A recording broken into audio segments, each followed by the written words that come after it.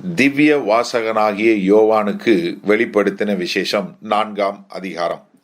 இவைகளுக்கு பின்பு இதோ பரலோகத்தில் திறக்கப்பட்டிருந்த ஒரு வாசலை கண்டேன். முன்னே எக்கால சத்தம் போல என்னுடனே பேச நான் கேட்டிருந்த சத்தமானது, இங்கே ஏறி வா, இவைகளுக்கு பின்பு சம்பவிக்க வேண்டியவைகளை உனக்கு காண்பிப்பேன் என்று விளம்பினது. உடனே ஆவிக்குள்ளானேன். அப்பொழுது இதோ வானத்தில் ஒரு சிங்காசனம் வைக்கப்பட்டிருந்தது. அந்த சிங்காசனத்தின் மேல் ஒருவர் வீற்றிருந்தார். வீற்றிருந்தவர் பார்வைக்கு வச்சிரக்கல்லும் பதுமராகத்துக்கு ஒப்பாயிருந்தார். அந்த சிங்காசனத்தை சுற்றி ஒரு வானவில் இருந்தது. அது பார்வைக்கு மரகதம் போல் தோன்றிற்று. அந்த சிங்காசனத்தை சூழ 24 சிங்காசனங்கள் இருந்தன.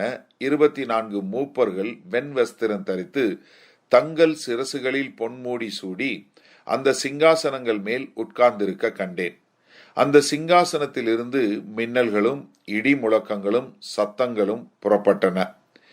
தேவனுடைய 7 ஆவிகளாகிய 7 அக்கினி தீபங்கள் சிங்காசனத்திற்கு முன்பாக எரிந்து கொண்டிருந்தன.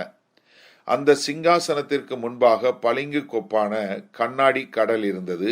அந்த சிங்காசனத்தின் மத்தியிலும் அந்த சிங்காசனத்தை சுற்றிலும் 4 ஜீவன்கள் இருந்தன. அவைகள் முன்புறத்திலும் பின்புறத்திலும் கண்களால் நிறைந்திருந்தன.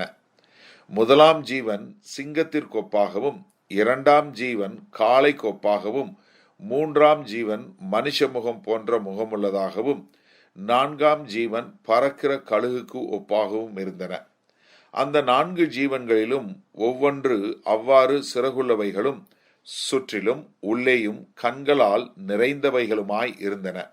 அவைகள் இருந்தவரும் இருக்கிறவரும் வருகிறவருமாகிய சர்வ வல்லமையுள்ள தேவனாகிய கர்த்தர் பரிசுத்தர் பரிசுத்தர் பரிசுத்தர் என்று இரவும் பகலும் ஓய்வில்லாமல் சொல்லிக் கொண்டிருந்தன.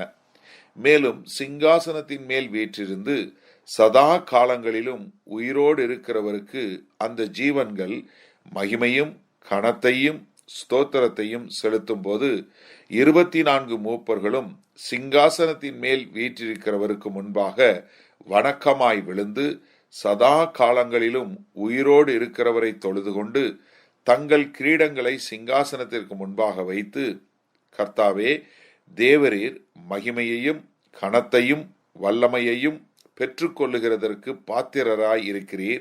நீரே சகலத்தையும் சிருஷ்டித்தீர். உம்முடைய சித்தத்தினாலே அவைகள் உண்டாயிருக்கிறவைகளும் சிருஷ்டிக்கப்பட்டவைகளுமாய் இருக்கிறது என்றார்கள்.